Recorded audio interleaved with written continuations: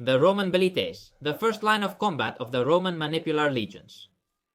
Lightly armed men who were the first to engage the enemy front with minimal protection. Learn about their weapons, protections, their origin, and their function here. And now...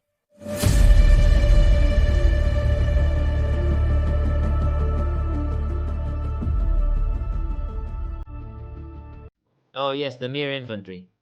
Poor devils! This quote belongs to Plautus and fits perfectly with the Velites. Let's start by knowing their origin. The Velites come from the ancient Roman skirmisher units, the Rolari, Accensi, and Levs. They first appeared in the year 315 BC and were integrated into the legions without their own unit. You can understand this by watching the video shown at the top of the screen about the organization of the Roman army and its structure. They finally disappeared with the reforms of Gaius Marius. These men came from the poorest class of society, those who could not afford the necessary equipment to be at least hastati. However, Rome needed these men to fight as well. So they entered the Roman legions having to buy very cheap equipment that was within their reach. They were also the youngest in the army and therefore the most inexperienced. Let's now look at the equipment they had. Their offensive weaponry consisted mainly of javelins, which measured 1-2 meters long, a bit shorter than the heavy infantry's pila, and of course lighter. Each elite carried between 5 and 7 javelins called verutas or verutum in singular. I say between 5 and 7 and not an exact number, because depending on the source one figure or another is given, but the exact number is not that important. We can consider that they would have more or less depending on how many they could buy, or even that this number would vary depending on the time we are talking about. In fact, after the battle, the Velites could recover the javelins they had thrown, and even pick up those of the comrades who had been killed. Well, yes, they could do this if they won the battle. Although not all the javelins could be recovered, as some were more fragile with the idea that the enemy could not throw them back at the Velites themselves. These javelins were carried in the left hand next to the shield, as can be seen in the image. When they were about to throw them, they could still hold them in their hand, or they could stick them in the ground and pick them up one by one. Although they could do this last thing if they were sure they could throw several salvos before having to retreat. I'm taking a pause because I want to tell you two things. The first, as always, is to invite you to join the Hispanic Guard by subscribing to the channel and leaving a like to support it. The second is to announce that I have opened a Discord for the channel, and above all, for you, the Hispanic Guard. There you can talk about any history topic. I have tried to classify the era of the topics a bit. Pre-Roman Hispania, Hellenic era, and Rome. There's also a channel where you can leave any question you want me to answer live.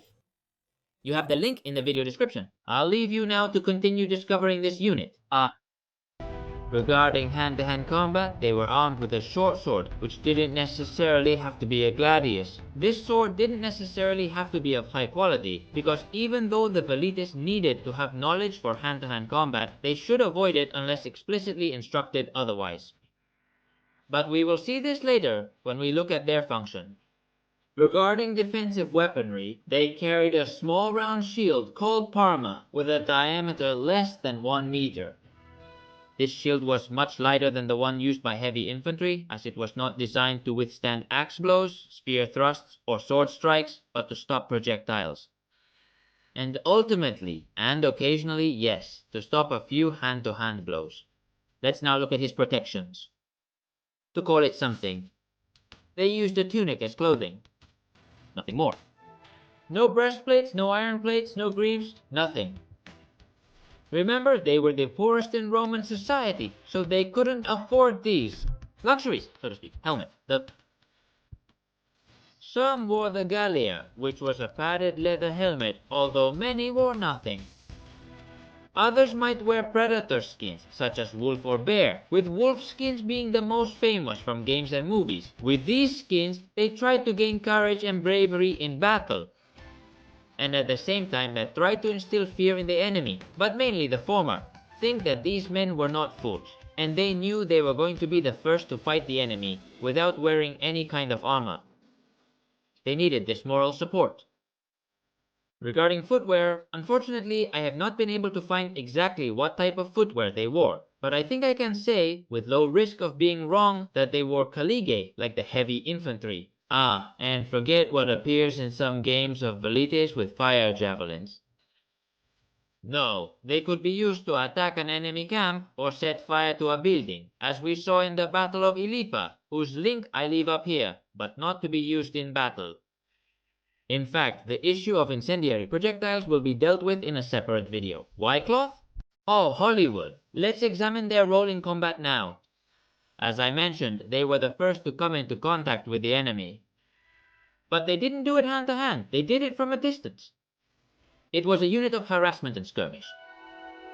Their function was to harass the enemy advancing towards the legions with a dual purpose. The first and most predictable was to cause casualties to the enemies, wear down their ranks and soften them so that when they clashed with their brothers in arms, that is, the Astati, they did so with fewer troops. But the second option is even more important, though less intuitive. What about it? The Velites, by throwing their projectiles at the enemy, made them watch helplessly as they were killed without being able to counterattack. In addition, the Velites shouted insults and made mocking faces. This got on their nerves, and of course volley after volley, seeing how some soldiers were being shot down and that they couldn't reach the Velites, made them make mistakes. And the most common mistake is that the army would charge, breaking formation against the Velites, in an improvised and desperate attack. When this happened, the Velites would pick up their things and run to the rear of the army, through corridors opened by the Hastati. Once they got to the back, they could rest, as their job was already done. Polybius recounts that sometimes the enemy soldiers, filled with impotence and desperation, would retreat instead of charging, further disordering the formation and spreading panic throughout the rest of the army. This could cause them to flee, having the Velites won the battle. But this wasn't typical behavior. But their role was not just this.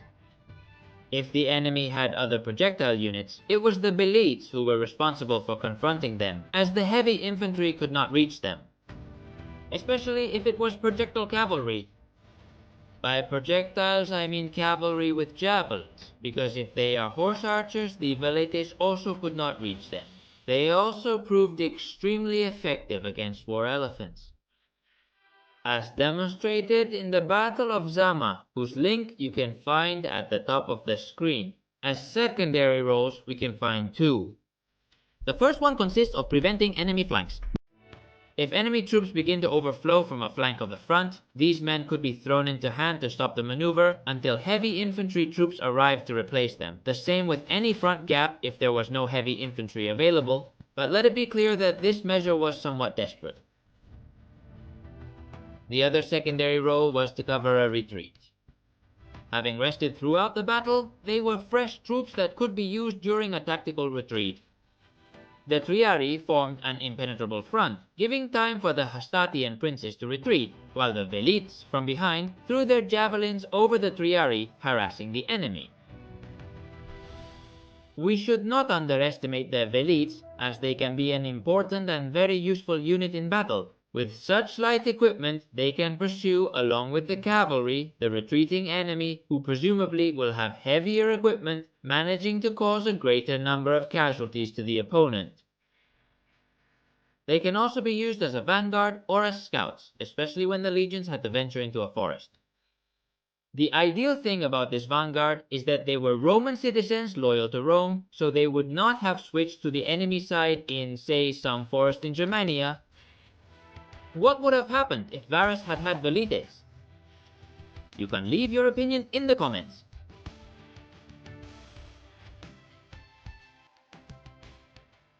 A citizen who enlisted for the Velites could, over time, have the opportunity to rise and switch to the heavy infantry. Well, with this we finish with the Velites. We have learned about their equipment, their role in combat, and their origin. I hope you liked it. If so, give it a like and subscribe so you don't miss the next video.